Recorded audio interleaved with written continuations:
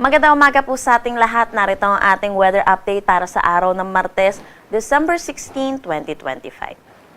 Usually, pag northeast monsoon season, itong bansa natin, ang pinakamaulan ay yung eastern section ng bansa natin, lalo na itong mga exposed areas, dulot na rin ng iba't ibang weather system.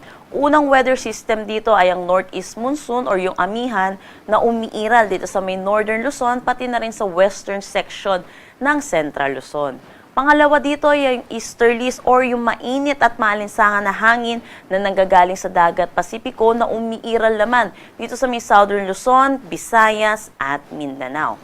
Dulot ng interaction or yung salubungan netong northeast monsoon, which is malamig na hangin, at easterlies, mainit at malinsangan na hangin, ito'y nagre-resulta sa tinatawag nating shear line na umiiral dito sa eastern section ng ating Central Luzon. At ito rin po yung magdadala ng mga pag-ulan dito sa eastern section ng Central Luzon natin.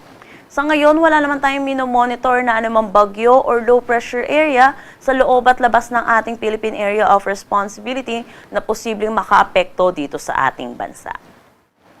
Para sa magiging panahon natin ngayong araw dito sa Luzon, dulot na itong shear line, inaasahan natin mataas ang tsansa ng mga pag-ulan dito sa may Aurora at Quezon. Dito naman sa Bicol region ay dulot naman ito ng easterlies. Para naman dito sa may Cagayan, Isabela, Apayao, Ifugao, Mountain Province, pati na rin sa may Kalinga, dulot naman ito ng pag-iral ng northeast monsoon.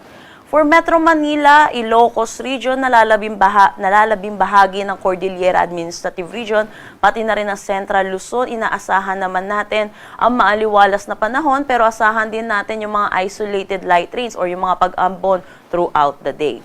Para naman dito sa may Mimaropa, magiging maaliwalas ang kanilang panahon, pero asahan din po natin yung mataas na tsansa ng mga localized thunderstorm pagdating sa hapon at sa gabi.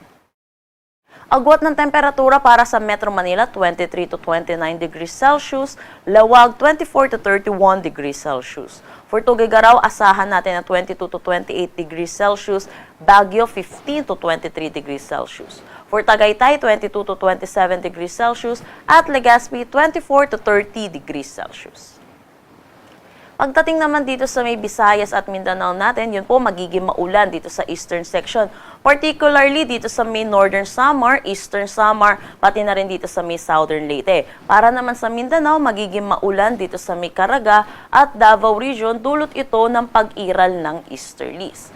Para naman dito sa may Palawan, nalalabing bahagi ng Visayas at Mindanao, makakaranas din sila ng maaliwalas na panahon, pero asahan din po natin yung init at alinsangan, lalo na sa tanghali hanggang hapon na may mataas na tsansa ng mga localized thunderstorm pagdating sa hapon at sa gabi. Ugaliin po natin magdala ng payong, pananggalang na rin sa init, pati na rin sa mga posibilidad ng mga pag-ulan.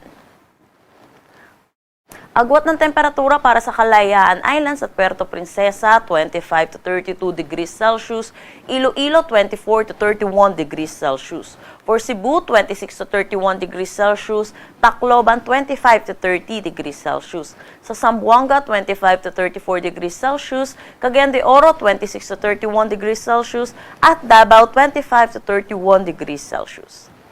Wala na tayong nakataas na anumang gale warning sa anumang seaboards ng ating bansa, pero iba yung pag-iingat pa rin po para sa mga kababayan po natin, lalo na may mga sasakyan malit pandagat, dahil inaasahan pa rin po natin yung malalakas na bugso ng hangin, lalo na dito sa may northern Luzon at central Luzon, dulot pa rin ng pag-iral netong northeast monsoon natin. Ang sunrise mamaya ay 6:13 a.m. at ang sunset mamaya ay 5:30 p.m.